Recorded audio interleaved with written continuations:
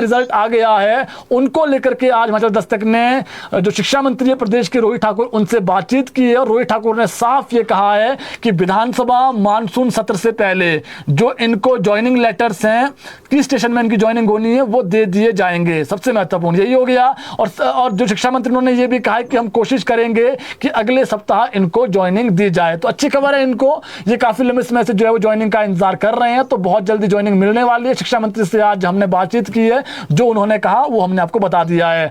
अब बताते हैं आपको बेरोजगार, प्रदेश में लगातार बेरोजगारी बढ़ रही है, किसी से छुपा नहीं है, और पूरे देश के अंदर दूसरे स्थान पर बेरोजगारी में हिमाचल प्रदेश पहुंच गया है, जो भी आंकड़े आते हैं। लेकिन इसमें एक चीज और है, कुछ ऐसे भी युवा है जो पिछली सरकार में जिनका रिजल्ट नहीं आया, इस सरकार में रिजल्ट अभी तक नहीं आया है, कोर्ट कचहरी के चक्कर ही काट रहा है, कुछ जो है वो कुछ में विजिलेंस केस चल रहे हैं। तो युवा काफी परेशान है, जिन्होंने दिन रात मेहनत की थी, उनका रिजल्ट नहीं आ रहा है। अब जो हमारे पास खबर रहे हैं, राज्य चयन आयोग से प्रोसेस में भर्तियां भी शुरू हो गई है, और जो रिजल्ट है वो भी शुरू हो गए हैं। जो हमारे पास सूचना है, अब जो रिजल्ट तैयार हो रहा है, अभी जो रिजल्ट तैयार किया जा रहा है, ये पोस्ट कोड 903 और 939 का है। ये इन प्रोसेस है, इसमें बहुत कम दिन लगेंगे और इनका रिजल्ट सबसे पहले आना है। उसके बाद सरकार ने जो और अन्य पोस्ट कोड है, जिसमें 18 के आसपास और पोस्ट कोड हैं, उनको हरी झंडी दी है। जिन पर केस नहीं चल रहा है, बिजनेस जांच नहीं चल रही है, उनका रिजल्ट उसके बाद आएगा। तो ये मान के चलिए कि चरणबद्ध तरीके से अब रिजल्ट आएंगे। पहले चरण में 903 और 969 का रिजल्ट आएगा, क्योंकि जो पोस्ट कोड 817 है उसका रिजल्ट आ गया है। तो ये हो गया रिजल्ट को लेकर के।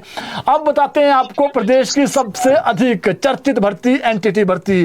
पिछली सरकार में भी नहीं हुई, इस सरकार में भी 2-3 कैबिनेटें हो गई है, लेकिन ये भर्ती सिरे नहीं चढ़ पाई है। अब जो खबर हमारी है वो ये है कि एनटीटी भर्ती को और इंतजार करना पड़ेगा, और शिक्षा मंत्री ने भी ये कहा है कि पहले हम जो जेबीटी वाले हैं उनको ज्वाइनिंग दे देते हैं, उसके बाद इन प्रोसेस हम एनटीटी भर्ती को शुरू करेंगे। तो ये मान के चलिए कि प्रदेश में 27 तारीख से आपको मालूम है मानसून का सत्र शुरू हो रहा है, उसके बाद सरकार जो है वो 7 सितंबर तक बिजी रहनी है। तो ये इस माह भर्ती नहीं होने वाली एनटीटी भर्ती, और अगले माह भी ये जो भर्ती है ये 7 सितंबर के बाद ही हो पाएगी। उसके बाद ये इन प्रोसेस होगी, और हो सकता है फिर ये उसमें पूरा महीना निकल जाए इन प्रोसेस में, और फिर ये पद आएंगे, आउटसोर्स आधार पर रखे जाने हैं। अब इसमें भी बड़ा सवाल ये कि 1 वर्ष वालों को लेंगे नहीं लेंगे। जो एनसीटी के नियम है उसमें एनटीटी वालों को 1 साल वालों का लिया जाता है, तो फिर जरूरी है कि उनको ब्रिज कोर्स करवाई जाए। सरकार रास्ता निकाल रही है, लेकिन बात वही है कि ये भर्ती अब जल्दी नहीं होगी, इंतजार करना पड़ेगा, लंबा प्रोसेस है, लंबा जाएगा।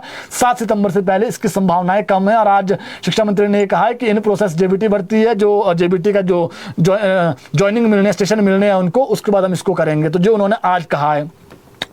इसके अलावा बात करें प्रदेश में सड़क हादसे रुकने से ये शांत हो गए थे, लेकिन एक दफा फिर इन्होंने कहा है कि नियमितीकरण इनका होना चाहिए। वो तभी हो पाएगा जब कोई रेगुलर पॉलिसी इनके लिए बनेगी। ये वोकेशनल शिक्षक हैं, लगातार इनकी ओर से ये मांग पहले भी उठाई गई थी कि इन्हें भी डायरेक्ट विभाग के अंडर किया जाए, क्योंकि कंपनियां इनका शोषण कर रही है।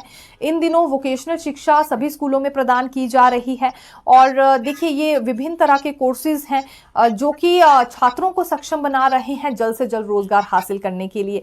तो ऊंचाइयां छात्र छू रहे हैं वोकेशनल शिक्षा हासिल करने के बाद, लेकिन जो शिक्षा प्रदान करने वाले शिक्षक हैं वो काफी ज्यादा परेशान हैं। इनका कहना है अनदेखी हो रही है पूरी तरह से।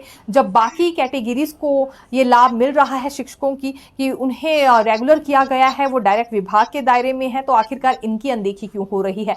इन्हें भी रेगुलर पॉलिसी मिलनी चाहिए, एक तरह से रेगुलर पॉलिसी इनके लिए बनाई जानी चाहिए। और अब इन्होंने एक दफा फिर सरकार से ये दरख्वास्त की है। 2400 के करीब वोकेशनल शिक्षकों की संख्या है।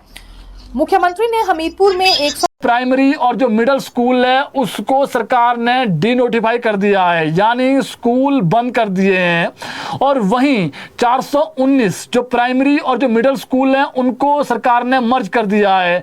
इसमें 361 प्राथमिक स्कूल हैं जो प्राइमरी स्कूल है प्रदेश में, सरकारी स्कूल 58 मिडिल स्कूल हैं जहां पर छात्र कम थे, 5 से कम जहां पर छात्र थे उन सबको जो है वो मर्ज कर दिया है मिडिल स्कूलों को।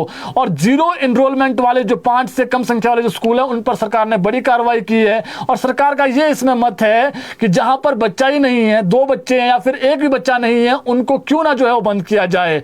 इसलिए सरकार ने ये भी कहा, जब हमने शिक्षा मंत्री से बातचीत की तो उन्होंने कहा था कि जहां पर 2 बच्चे हैं, अगर उसके आसपास ही 1-2 किलोमीटर के दायरे में जो दूसरा स्कूल है वहां पर उनको भेजा जाए ताकि प्रतिस्पर्धा हो। और जहां पर एक टीचर है उसको भी उस स्कूल में भेजा जाए ताकि जो टीचरों की संख्या है वो बढ़ाई जाए। इसके मद्देनजर जो है फैसला लिया गया है। सरकार ने 0 एनरोलमेंट वाले भी जो है वो 79 जो प्राथमिक स्कूल है वो बंद किए और 10 जो मिडिल स्कूल है उनको बंद कर दिए, यानी रीनोटिफाई कर दिए हैं।